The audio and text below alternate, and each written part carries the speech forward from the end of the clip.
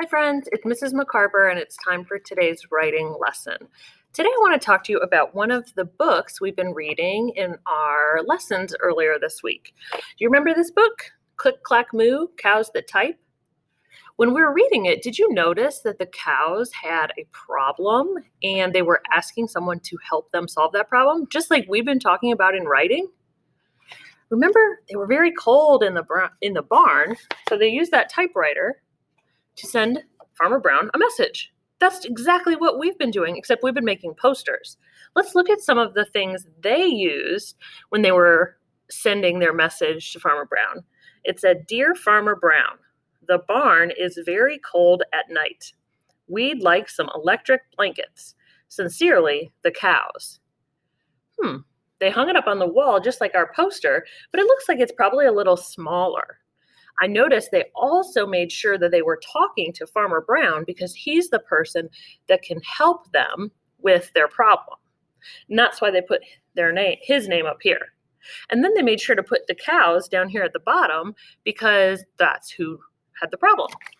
Let's look at those other notes.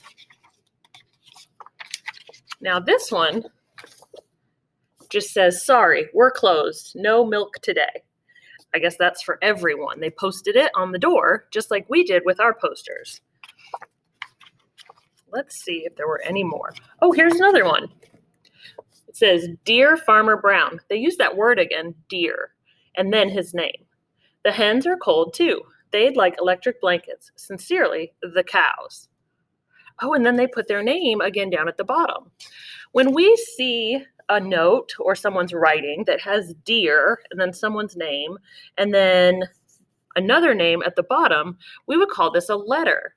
We've read another story about letters before. Do you remember when we read Dear Juno? He was writing back and forth with his grandmother in Korea, and they were writing letters. They put theirs in an envelope and mailed it.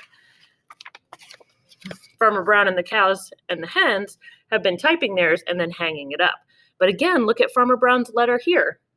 "Dear cows and hens, there will be no electric blankets. You are cows and hens. I demand milk and eggs. Sincerely, Farmer Brown."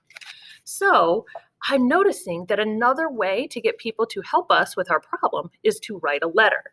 Let's see if we can remember all those parts that we just saw in the letter. Okay, so I took our book, Click, Clack, Moo, Cows That Type, and I copied one of the letters from it. Let's look at the parts of a letter that we want to make sure we include if we were to write a letter. Well, the first thing is this word up here at the top, dear. Lots of times when people are writing a letter, they have a greeting there, and we might use the word dear. Then they make sure to put the person they're writing to's name. So it could be Dear Farmer Brown, Dear Cows. If you were writing a letter to your grandma, you would write Dear Grandma.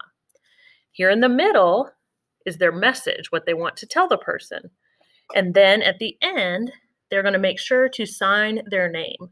Sometimes people use fancy words like sincerely or thank you as kind of a closing to their letter. But the important things we want to remember is we need to put our name down there so that whoever is reading our letter knows who it is from. Let's look at a letter from another book we started reading. This is our book, I Want a New Room. Remember, Alex is looking for a new bedroom. Here's one of the letters he wrote. Can you find that word we just talked about that goes at the beginning of a letter? Remember, it's the word dear. Can you find that word in his letter?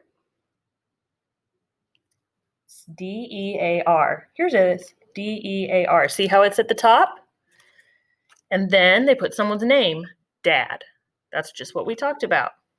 Can you find a place at the bottom where Alex signed his name?